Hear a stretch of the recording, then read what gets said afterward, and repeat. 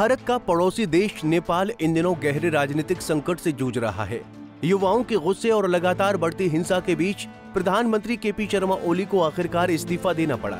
हालात काबू से बाहर होते देख सत्ता की बागडोर अब फिलहाल सेना के हाथों में है। लेकिन इस बीच युवाओं ने अपने अंतरिम प्रधानमंत्री का चेहरा खुद ही तय कर लिया है और उन्होंने चुना है नेपाल की पहली महिला चीफ जस्टिस सुशीला कार्की। अब बड़ा सवाल ये है कि जेन जी ने उन्हें ही क्यों चुना, हम आपको बताएंगे, मगर उससे पहले जानते हैं नेपाल की राजनीति में आए इस भूचाल की पूरी कहानी क्या है।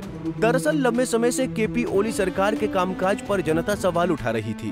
बेरोजगारी और महंगाई को लेकर युवाओं में रोष पहले से ही था, लेकिन हालात तब बद से बदतर हो गए जब केपी ओली की सरकार ने फेसबुक, यूट्यूब जैसे 26 सोशल मीडिया प्लेटफॉर्म पर बैन लगा दिया। सरकार के इस फैसले से जेन जी का गुस्सा फूट पड़ा और विरोध प्रदर्शन हिंसक हो गए। राजधानी काठमांडू समेत कई हिस्सों में आगजनी और पथराव की घटनाएं हुई। सुरक्षा बलों और प्रदर्शनकारियों की भिड़ंत में कई लोगों की जान चली गई और सैकड़ों घायल हो गए। हालात तब और बिगड़े जब सरकार ने इंटरनेट तक बंद कर दिया। सोशल मीडिया से कटे युवा सीधे सड़कों पर उतर आए, नेताओं के घरों और सरकारी इमारतों को निशाना बनाया। दबाव बढ़ा तो आखिरकार सरकार को झुकना पड़ा और केपी ओली को प्रधानमंत्री पद से इस्तीफा देना पड़ा। इस आंदोलन की सबसे खास बात ये रही कि आंदोलन का नेतृत्व किसी राजनीतिक दल ने नहीं बल्कि जेन जी यानी नई पीढ़ी ने किया।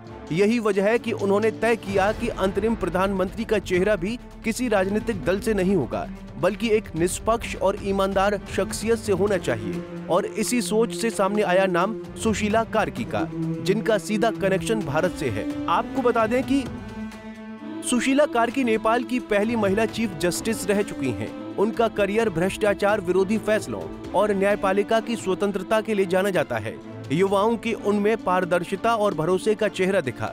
यही वजह है कि उन्होंने उन्हें इंटरिम प्रधानमंत्री पद के लिए चुना है। कार्की का भारत से गहरा नाता है।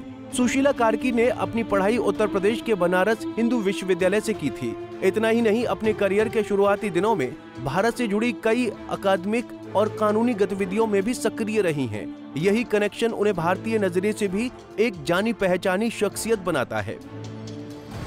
नेपाल के मौजूदा संकट में सुशीला कार्की का नाम इसलिए भी खास है क्योंकि वो न सिर्फ एक महिला नेतृत्व की प्रतीक हैं, बल्कि नेपाल के लिए उम्मीद की नई किरण भी मानी जा रही हैं। सवाल अब ये है कि क्या देश की राजनीतिक पार्टियां और संस्थान इस चयन को स्वीकार करेंगे या फिर नेपाल एक और राजनीतिक गतिरोध की ओर बढ़ेगा।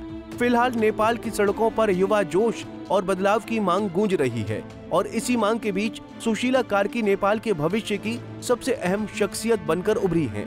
Bureau report, Punjab Kesari TV.